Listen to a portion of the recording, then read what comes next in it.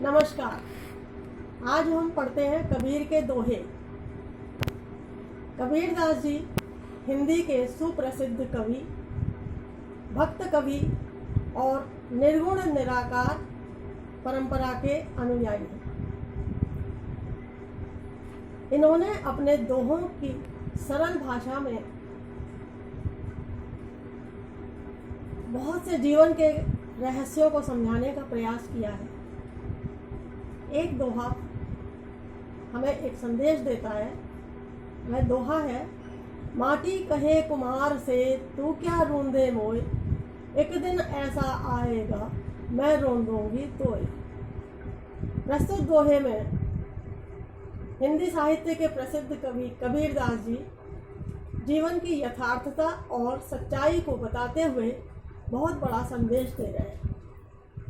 कवि कहते हैं कि मिट्टी के बर्तन बनाने वाला कुम्हार जब मिट्टी को बर्तन बनाने योग्य बनाता है तो वह पहले उसे कूट पीट कर पानी डालकर एक मिट्टी का नरम लोंदा तैयार कर लेता है, जिससे मिट्टी को आसानी से मनचाहा आकार दे सके। अभी तो कुम्हार मिट्टी को रौंद रहा है। इस परिस्थिति में मिट्टी कुम्हार को संदेश देती है कि हे कुम्हार, तू मुझे क्या रौंद रहा है? आज तू मुझे कूट पीट कर नरम बना रहा है, पर एक दिन ऐसा आएगा जब मैं तुझे रौंदूंगी। कहने का भाव यह है कि एक दिन जब तेरी मृत्यु होगी तो 5 तत्वों से मिलकर बना यह शरीर भी मिट्टी में मिल जाएगा। यह जीवन की सच्चाई है जिसे हम सभी को भली भांति समझना चाहिए। कबीरदास जी ने उक्त दोहे द्वारा बड़ी सरल भाषा में जीवन की इस सच्चाई को प्रकट किया है। यह समाज सुधारक के रूप में भी प्रसिद्ध रहे।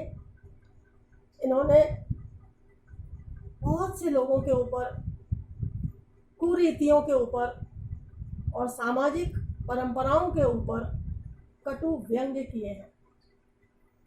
ढोंग और आडंबर के खिलाफ आवाज उठाते हुए इन्होंने कहा कि माला तो कर में फिरे, जीव फिरे मुख माही, मनवा तो चहुं दिशि फिरे, यह तो सुमिरन नाई। जो लोग मूर्ति पूजा के उपासक हैं, जो ढोंग इत्यादि में ज़्यादा विश्वास रखते हैं या दिखावा करते हैं, उन पर कटाक्ष करते हुए कवि कहते हैं कि तुम जो माला का जाप करते हो वो तो तुम हाथ में मन के फेर रहे हो, और जीभ से नाम का जाप कर रहे हो, लेकिन तुम्हारा मन तो चारों ओर ही घूम रहा है। तुम्हारी एकाग्रता मन की नहीं हो पा रही है। ऐसे लोगों के ऊपर ही इन्होंने ये कटाक्ष किया है। जीवन में अभ्यास का बहुत महत्व है। यदि हम बार बार किसी कार्य का अभ्यास करते रहें तो उस विषय में हम कुशलता, निपुणता हासिल कर सकते हैं। इस पर उन्होंने एक दोहे की रचना की। करत करत अभ्यास के जड़मति होत सुजान, रसरी आवत जात ते सिल पर परत निशान। एक उदाहरण द्वारा यह समझाने का प्रयास किया है कि जैसे कुएं पर परिहारिन पानी भरने जाती है और बार बार वहां पर पानी भरा जाता है तो रस्सी के निशान पत्थर पर पड़ते जाते हैं।